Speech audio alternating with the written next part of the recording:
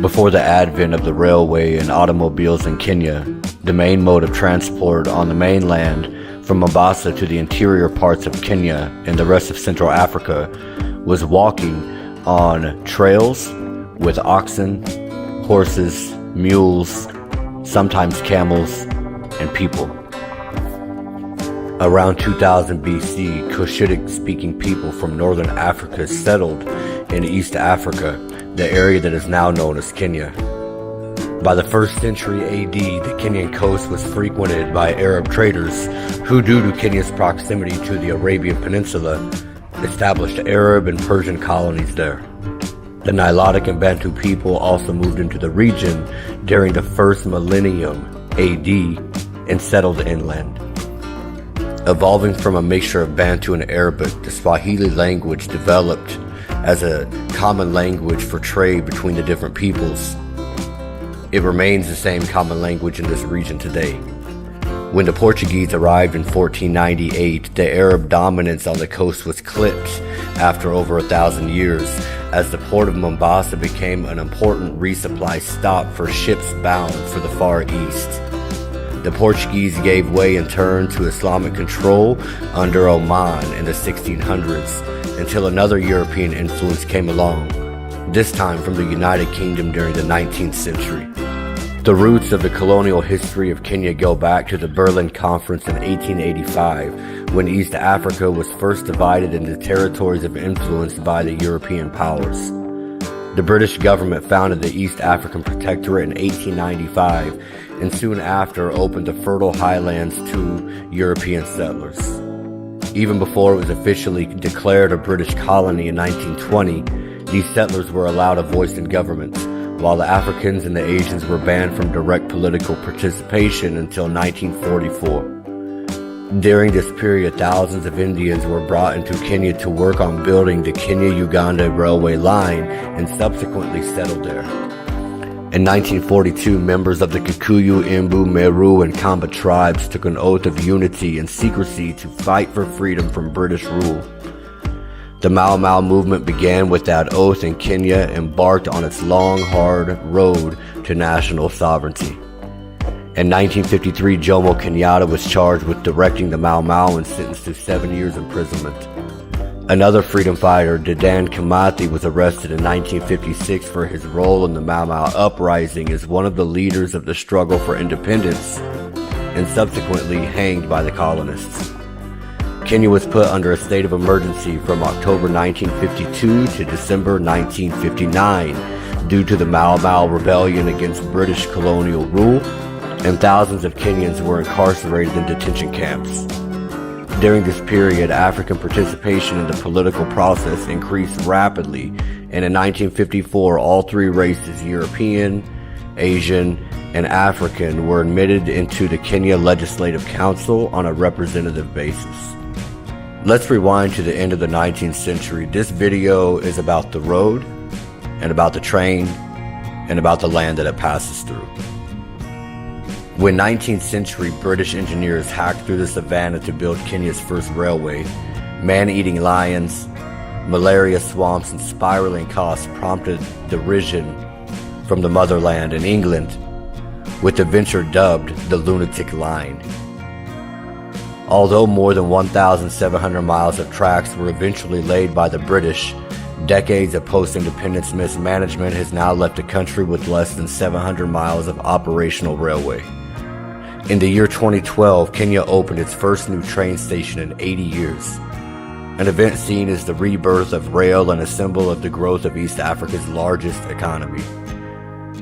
The new station at the time, 10 miles east of Nairobi, sent 5 trains a day from new suburban housing estates straight into the city center in less than 25 minutes, a third of the time it currently was taking on the clogged roads of Nairobi.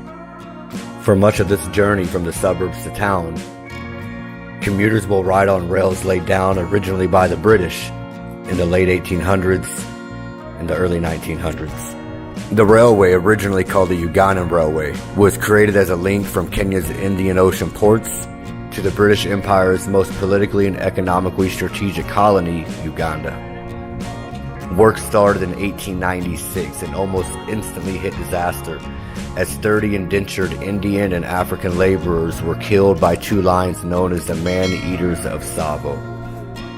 Hundreds more died, many of malaria, until opposition MPs who nicknamed the project the Lunatic Line scrapped construction before the tracks had even reached Uganda, its intended destination.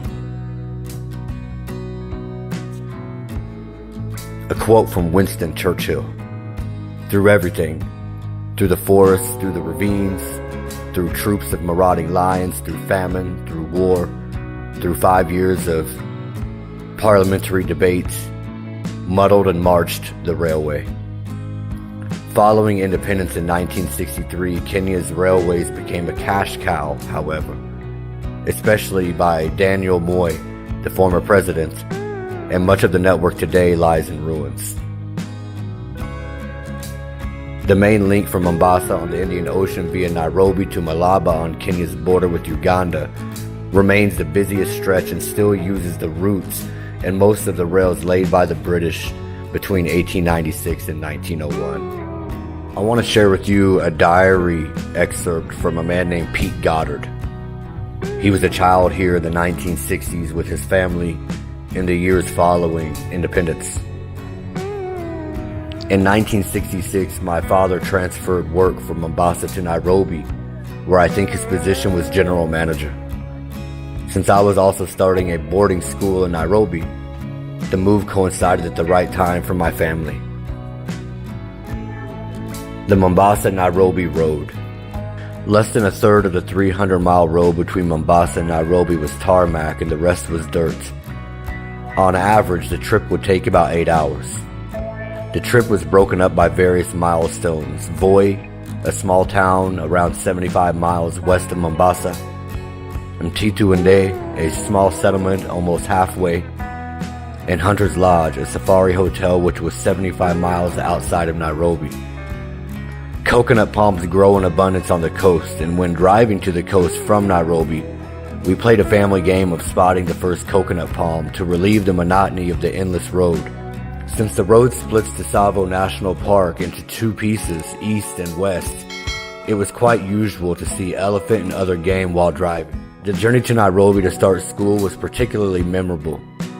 About a third of the way, a passing car dislodged a stone which was catapulted onto our car and broke the windscreen. We stopped and removed the broken glass but had to drive the remaining 200 miles with the dust swirling into our faces. When we arrived at Nairobi, we were covered from head to toe in red dust. Passing vehicles were not the only danger. Local totos, small children, would play a game of throwing stones at passing cars, not knowing the danger that they were causing.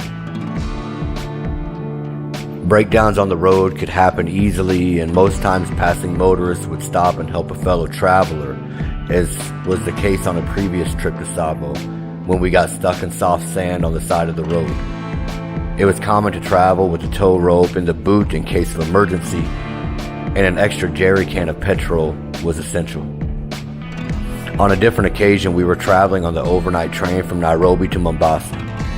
The train, being run by steam, required a number of stops to take on water and fuel, which was coal, but often wood because it was more available. We woke up and sensed that the stop had taken too long. It turned out the reason was that the oncoming train was passing through a cutting in a hill when it hit an elephant. We were delayed 12 hours as the remains of the elephant were cut up by local Africans and removed. No mean task, I suspect. During the 12-hour wait, our train had to keep moving down the line as the train toilets emptied onto the track and the smell was overwhelming. By the time we passed the spot where the accident happened, the carcass had disappeared. No doubt the local population had a feast for many days afterwards. The waiters on the train were shouting out the windows, offering money for the elephant meat. Thank you for watching and listening. I hope you'll like, share, and subscribe. If you love the history, stay tuned. We got plenty more coming, especially with Getty ruins. Y'all take care. Peace and love. Good night.